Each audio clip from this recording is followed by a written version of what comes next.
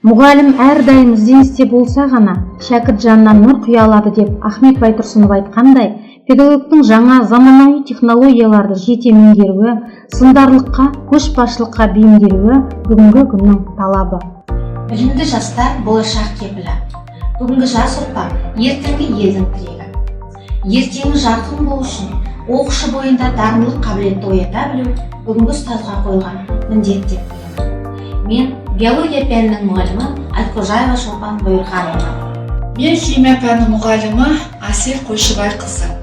Оқушылардың қажеттілігін ескеріп, креативті ойлау, зерттеу дағдыларын дамыту, жаратылыстану пәндерінен алған білімдерін практикада ұштастыру, функционалдық сауаттылығын дамыту мақсатында мектебімізде STEM білім беру жүзеге асырылуда.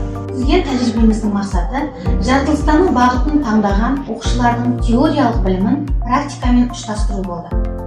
Педагогикалық идея панорамасына ұсынған жұмысымыздың нәтижесінде оқушыларды зерттеушілік, лабораториялық шығармашылық, ізденіс әрекетіне баулу болды.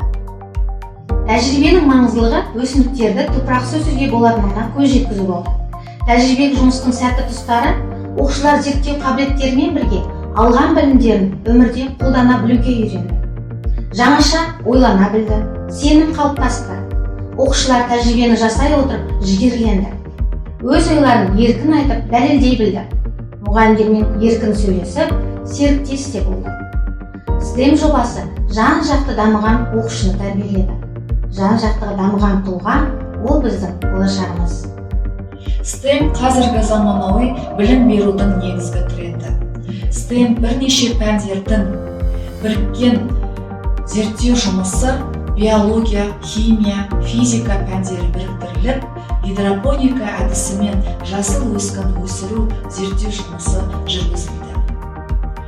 Оқушылар жаратылыстану пәндеріне қызығушылықтары артып, зерттеу қабілеттері дамып, болашақта мамандық таңдауларына, ауыл шаруашылығын өркендетуге өз септігін тигізетініне сеніміміз мол. Ізденген, талаптанған ұстаздың еңбегі әрқашанда берекелі болады. Байқауға қатысуда біз үлкен жауапкершілікті сезіндік. Нәтижесінде марапатқа ие болу біз үшін үлкен мәртебе болды. Қазіргі заман білімділер заманы. Сонымен қатар, ғылым мен техниканың дамыған заманында біз ұстаздар білім алушыларға бағыт-бағдар беру, жөн сілтеу арқылы түрлі жаңалықтар ашуға болатындығына сенім білдіріп, білімге деген құштарлығының ашылуына себеп бола аламыз. Адам бойындағы талант 1%, ал қалған 99% еңбекпен келетіні белгілі. Сол еңбек біздің жан-жақтылық, шығармашылық, ізденушілік қабілетімізді шыңдай түсті. Педагогикалық идеялар панорамасы біз жасаған тәжірибеміздің насихатталуына да мүмкіндік берді.